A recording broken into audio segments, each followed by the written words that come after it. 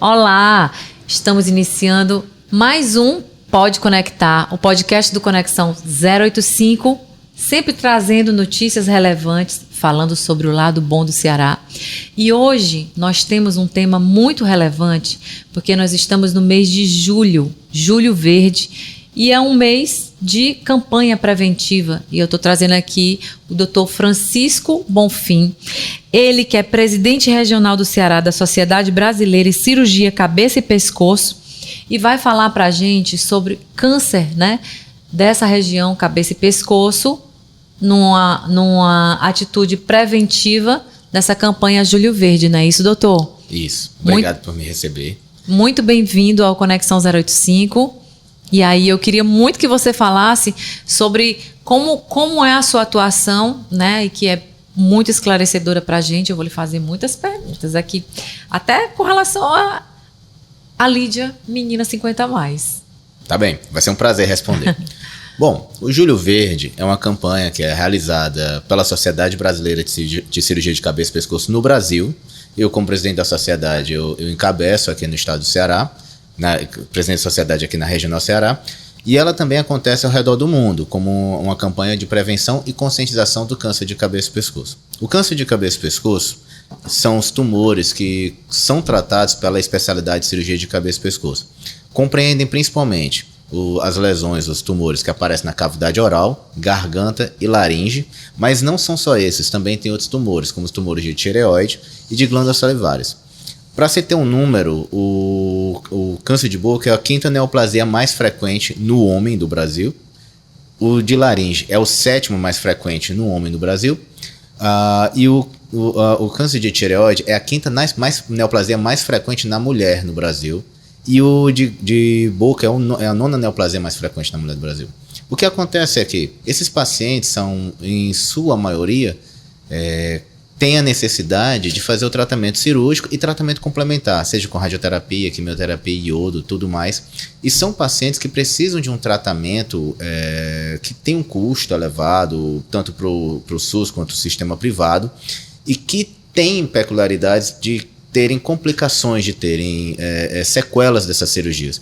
Então é muito importante que nós façamos o diagnóstico precoce, que haja conscientização de que isso existe dentro da população, que qualquer pessoa praticamente pode ter isso, para que o diagnóstico precoce seja feito, porque o que tem o melhor impacto na sobrevida, na diminuição da mortalidade, é o diagnóstico precoce em todos esses casos.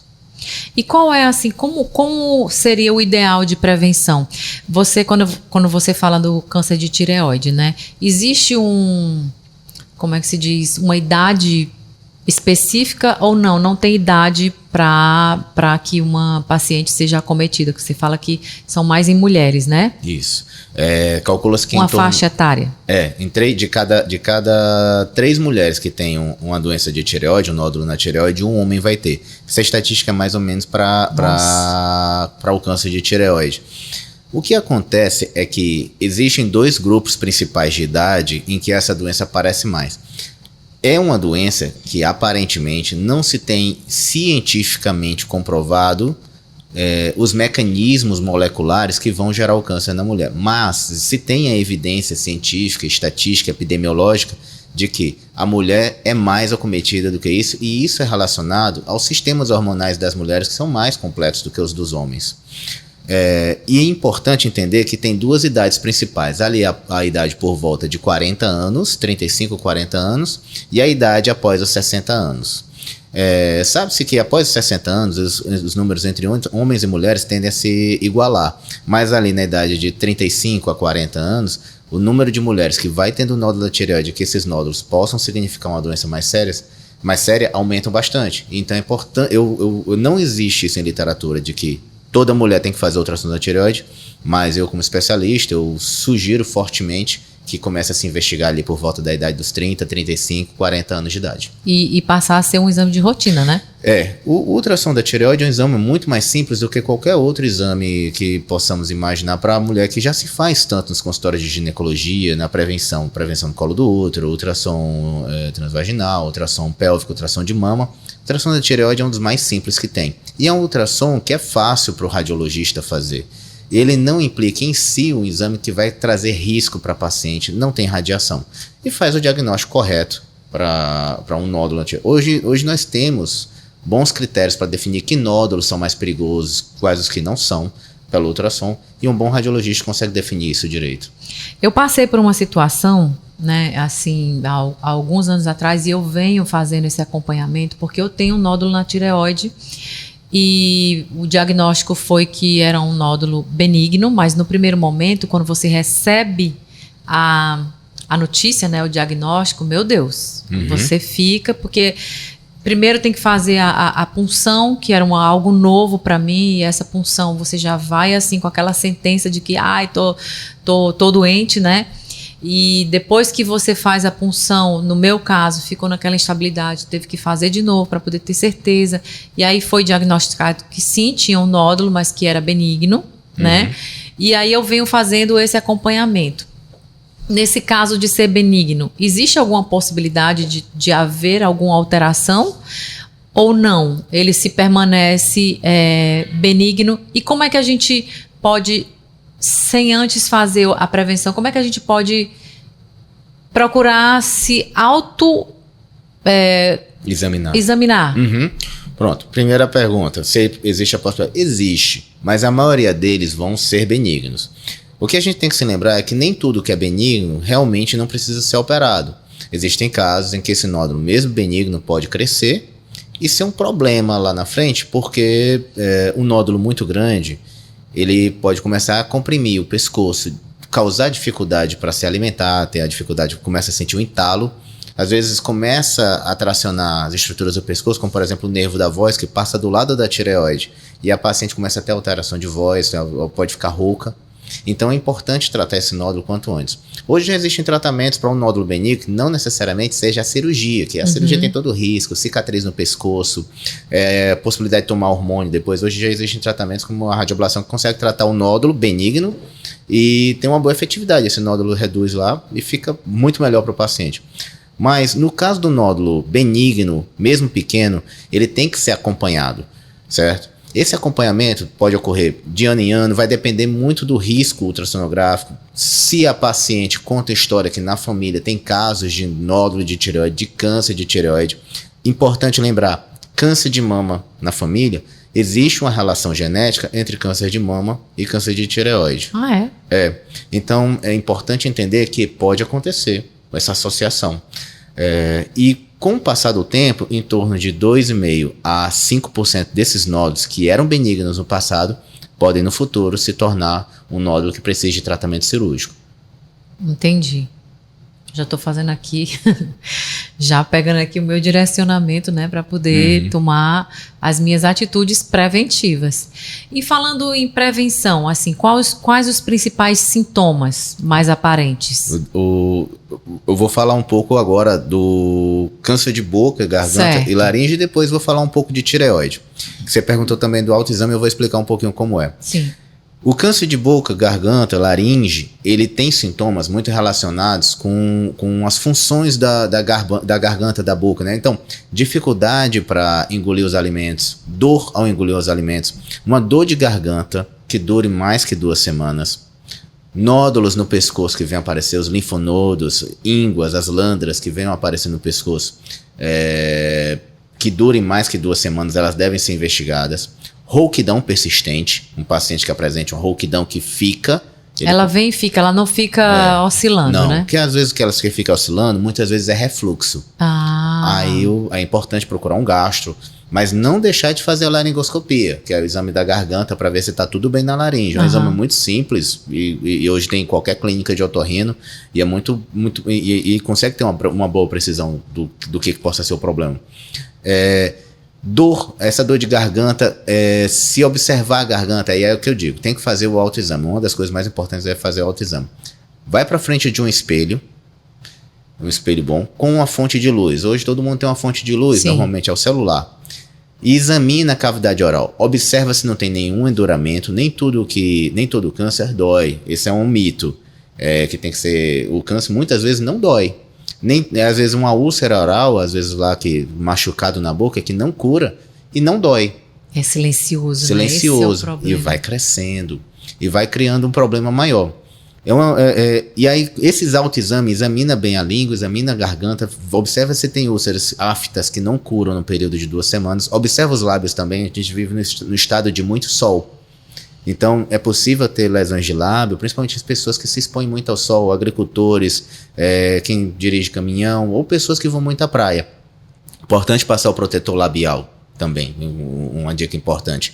E observar também o pescoço. Na frente do espelho, observa o pescoço parado e começa, esticando um pouco o pescoço, começa a observar, engole a saliva, e observa se não vem nenhuma nodulação, nenhuma elevação no pescoço.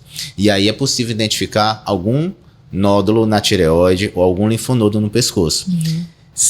Mas só lembrando que também é importante a consulta médica e fazer a ultrassom cervical, porque nódulos menores que 1,5 cm, 2 cm são muito difíceis de serem diagnosticados na observação e no toque. E também pegar no local onde fica a tireoide por todo o pescoço, procurando a nodulação. O toque correto seria... com os dedos. Com os dedos. Os dedos com a mão espalmada. Toca com o pescoço parado. E depois toca com o pescoço fazendo deglutição. E percebe se não tem nenhuma nodulação passando por debaixo dos dedos. Entendi. Isso é muito bacana. Uhum. Depois era bom a gente fazer uma série de demonstrações, né? Uhum. Aproveitando agora que Julho Verde é um momento de campanha preventiva, então eu acho super importante para poder a gente estar dividindo aqui com as mulheres, acima de tudo, né? Isso. Por conta dessa questão da oscilação hormonal. E a interferência dessas fases da mulher, né? No caso das mulheres que entram no período da menopausa. A conexão entre toda essa demanda, essa oscilação. Isso. Uma doença que é muito comum, e isso não é câncer, é a doença da tireoidite. A tireoidite Hashimoto é a doença autoimune mais comum do ser humano. E ela normalmente começa na idade mais jovem da mulher. Só que a tireoide, apesar da tireoide estar inflamada, ela não para naquele momento. E normalmente ela vai parar ali depois de 50 anos de idade. E aí há necessidade de... Então, como é que é a tireoidite? A tireoide parando, ela causa a falta do hormônio da tireoide, que é conhecido como hipotireoidismo. O hipotireoidismo é muito caracterizado pela dificuldade de fazer atividades físicas, pelo ganho de peso sem conseguir perder nunca, fragilidade de fâneros, né, que é o cabelo que cai muito, a unha que quebra, a pele muito seca, Fadiga, cansaço, aí diminui libido, diminui energia, não tem paciência, insônia. Às vezes, conversando com os pacientes, contam muito que é a dificuldade muito grande de dormir. Às vezes dorme, né, em horários inapropriados durante o dia, passa o dia com sono na hora do trabalho. E o que se chama de blue, né, que é como se fosse uma depressão, mas não é uma depressão, não há uma intenção. É um estado. É um estado. Você chama a pessoa, vamos sair à noite? À noite ela não tem energia. Vamos pro aniversário, final de semana com a família. Não, ela não tem energia, ela não tá bem. Ela nunca tá bem para isso, ela não tem o ânimo. Então o hormônio tiroidiano, ele é muito importante. Nós pensamos assim, só para energia, processo de metabolismo. Não, ele é importante para tudo. Para tudo, né, gente? É ele que mantém a bateria do nosso corpo, a bateria do celular, né, que no início da noite a gente tem que encher de novo. Quem mantém a bateria do nosso corpo cheia durante o dia inteiro é a tireoide. É esse hormônio. E o engraçado, assim, é que não existe realmente tantas... Lógico que hoje em dia a gente tem acesso a muita informação, né? A informação é muito globalizada. Mas não existe essa coisa de estar tão preventivo quanto o câncer de mama, né? Que é tão falado e as mulheres já têm tanta consciência de que tem sim que fazer o exame de toque, de tem que estar fazendo a prevenção. Mas a tireoide, as pessoas estão começando, os especialistas estão começando a bater mais nessa tecla, e que bom que é muito importante, porque é todo o funcionamento tem a interferência da tireoide. Isso, todos os processos de metabolismo, tanto é que quando não tratado, o hipotireoidismo é muito ruim para o paciente, que ele pode evoluir com arritmia, insuficiência cardíaca, demência, insuficiência renal. Mas hoje os médicos são treinados nas faculdades a reconhecer isso facilmente e pedir o exame da tireoide, que é muito simples, é o TSH. Solicita o TSH ali uma vez por ano, principalmente pessoas idosas, 60 anos de idade, 65 anos de idade, já solicitam TSH, e o ideal é que se peça regularmente, 2 em 2 anos, 5 em 5 anos, para ver como que está o funcionamento da tireoide. Porque a tireoide é uma glândula que pode parar de funcionar, como o rim, né? A pessoa tem insuficiência renal, como o coração pode falhar, a tireoide também pode falhar. Sim. E você estava falando, você falou sobre o câncer de boca, né? Uhum. Aí você falou de laringe. Esse câncer da laringe, ele pode também ter influência com relação ao refluxo? Pode. Porque, assim, às vezes o refluxo ele fica muito insistente e aí tem o pigarro. Uhum. Eu tô falando isso porque eu passei um período também com essa coisa de refluxo. Depois eu descobri que é questão de refluxo. Uhum. E isso tem uma interferência direta? Tem. Pode causar... Uhum. O que os trabalhos científicos mostram que a grande dificuldade ainda é separar os grupos de pacientes por causa da quantidade de pacientes que têm a doença relacionada ao cigarro. O cigarro ainda é o grande causador. No câncer de boca, cavidade oral, né, anterior, e o câncer de laringe. O refluxo, ele está relacionado com casos de pacientes que têm câncer de laringe, mas a maioria dos pacientes com refluxo não vai ter isso. É um pouco diferente assim, porque o cigarro ele aumenta em 25 vezes a chance de uma pessoa que nunca fumou e outra pessoa que fuma de ter um câncer de laringe. E se for associado ao álcool, esse aumento vai para 100 vezes, até 100 vezes o risco de ter um câncer. Entre fatores de risco associado, o que mais me preocupa atualmente é o que é relacionado ao câncer de garganta, também de boca e de laringe, que é o HPV. O que é o HPV? É um vírus que até 1980, ele foi descoberto como vírus em 1980, ele tem 200 variantes e que algumas variantes são relacionadas a tumores, a câncer. Calcula-se que virtualmente todos os tumores de colo do útero feminino são causados pelo HPV. O que já por si é um dos principais tumores da mulher no mundo. E ele também causa doença em outros órgãos, como a garganta, canal anal. E é transmissível sexualmente. Mas aí a gente tem que ser muito cauteloso quanto a isso, porque não pode haver preconceito sobre transmissibilidade. Sim. Porque o sexo é uma característica humana.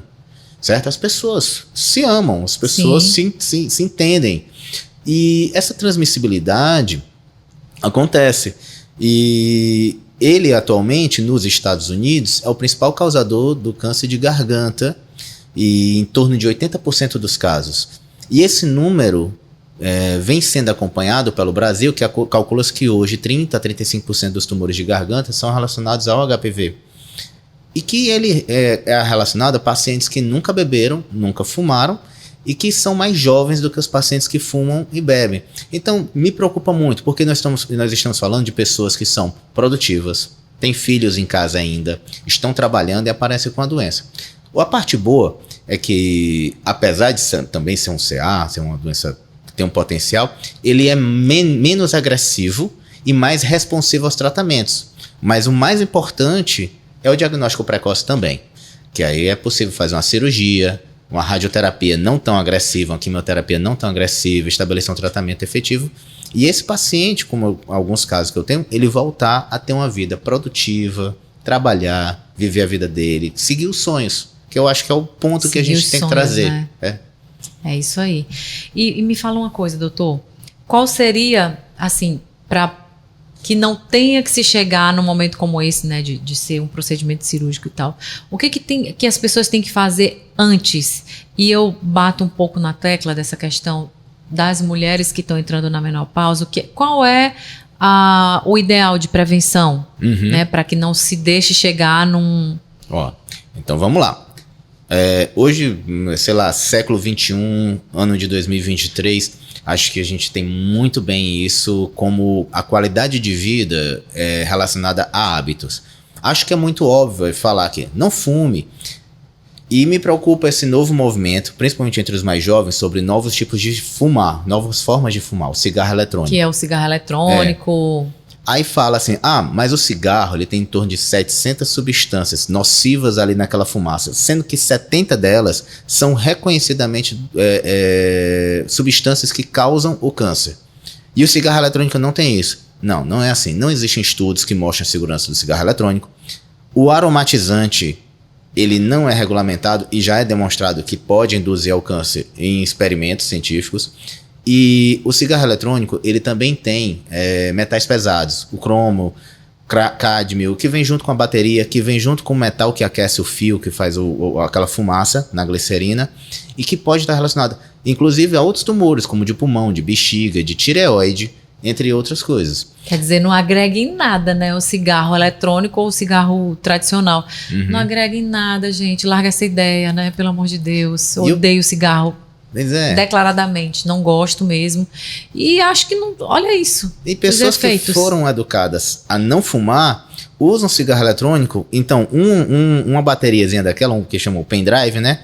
Tem a capacidade de ter a mesma quantidade de nicotina de 10 carteiras. Meu Deus. Então, uma carteira, 20 cigarros, então 200 cigarros ali num daquele. Então, às vezes numa festa, em alguma coisa, fumam daquele e a pessoa vicia. Porque o corpo vai ficar dependente, que a nicotina é um neurotransmissor. Sim. E o neurotransmissor, ele vicia, ele fica dependente daquilo.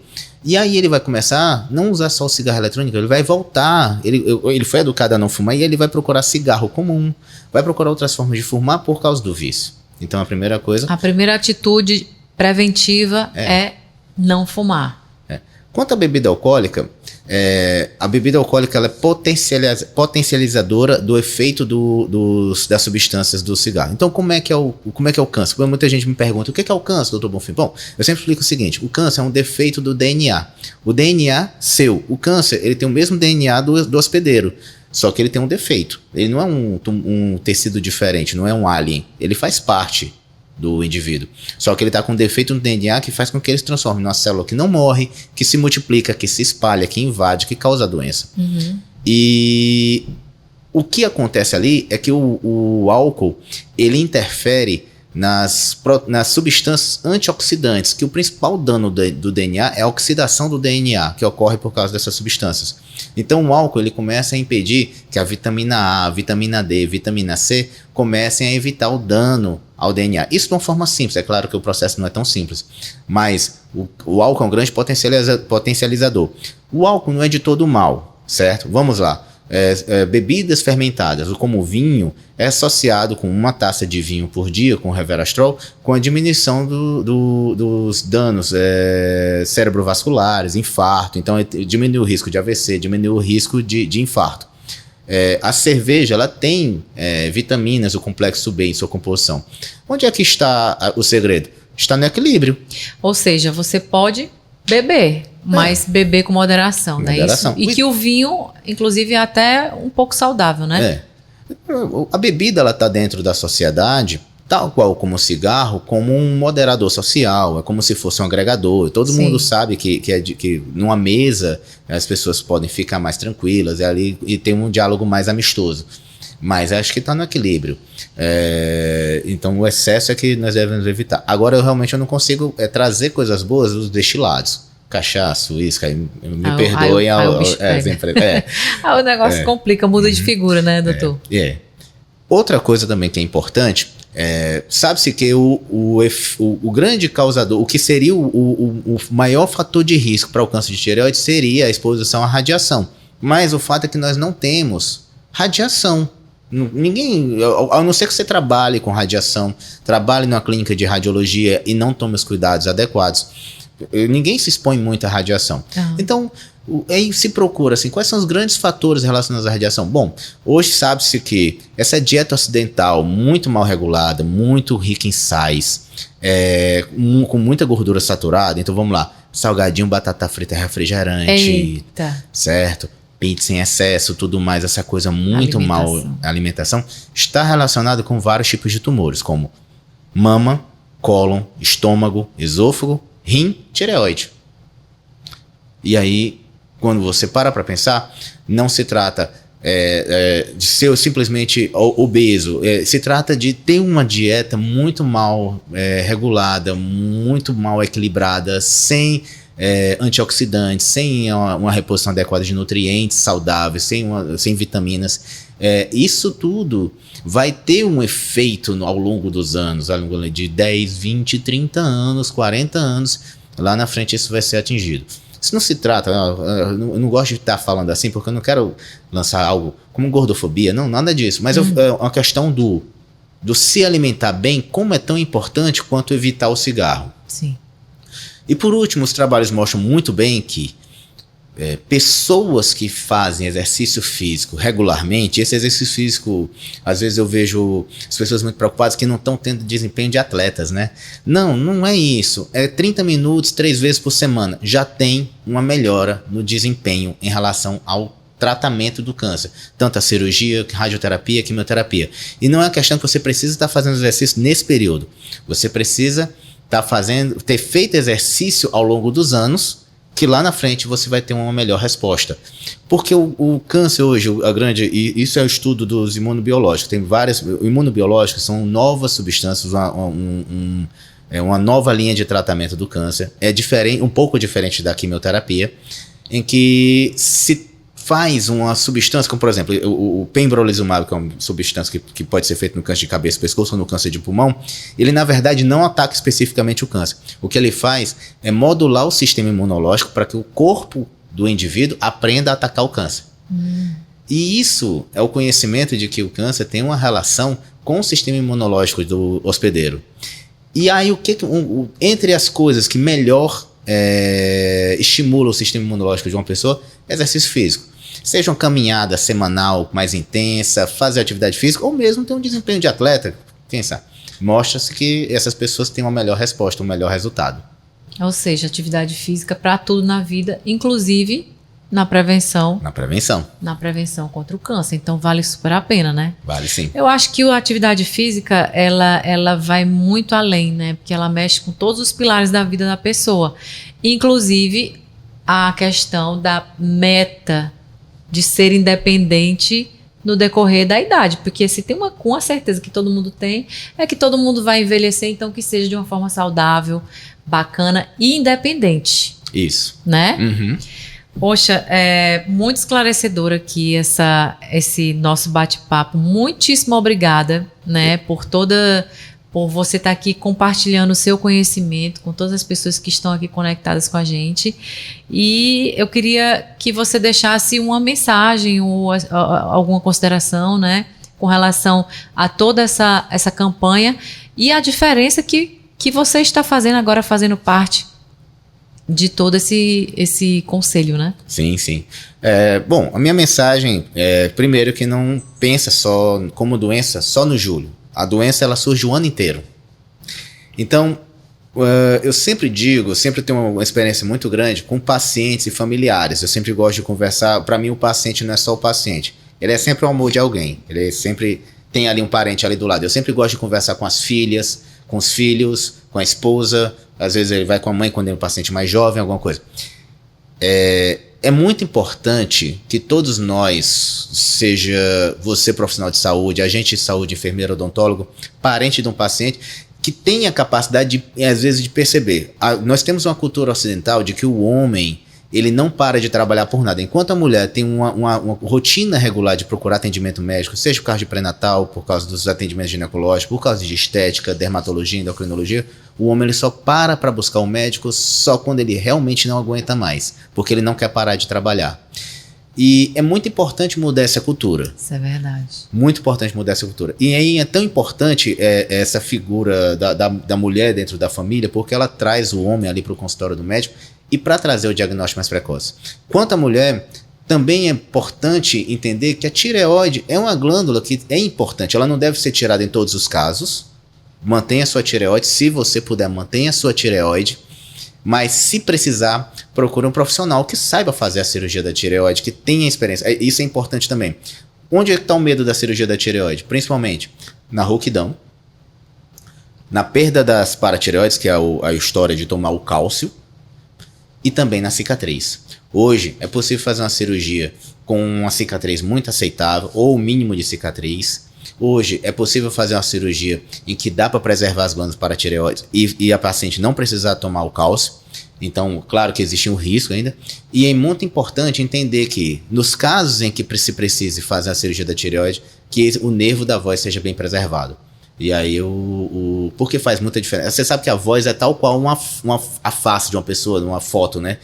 Sim. Se mudar a voz, todo mundo percebe. É a própria identidade. É a sua identidade, uma das suas identidades. Às vezes a gente é identifica uma pessoa pela voz. A pessoa fala longe, nem viu. Opa, é fulano, né? E aí a gente acaba chegando assim no diagnóstico das doenças de laringe.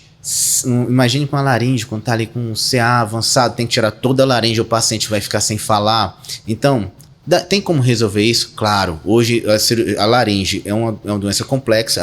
Quando tem uma doença na laringe, é uma doença muito complexa, mas aí tem uma infinidade de tratamentos que conseguem conservar a voz do paciente. Então, e onde é que está o resultado de tudo isso? É na prevenção e o diagnóstico precoce. Muitíssimo esclarecedor esse momento aqui. Aliás, eu já quero deixar aqui o convite estendido para que você volte e a gente se aprofunde, porque eu acho que esse tema ele tem muitas vertentes a serem aprofundadas, né? Obrigada, viu, doutor? Obrigada, doutor Bonfim, por esse momento. Eu espero que vocês aproveitem esse conteúdo que está riquíssimo, extremamente relevante, de muito valor. Então, fiquem ligados aqui no nosso Pode Conectar, o podcast do Conexão 085. Obrigada, doutor. Eu que agradeço. Muito bom.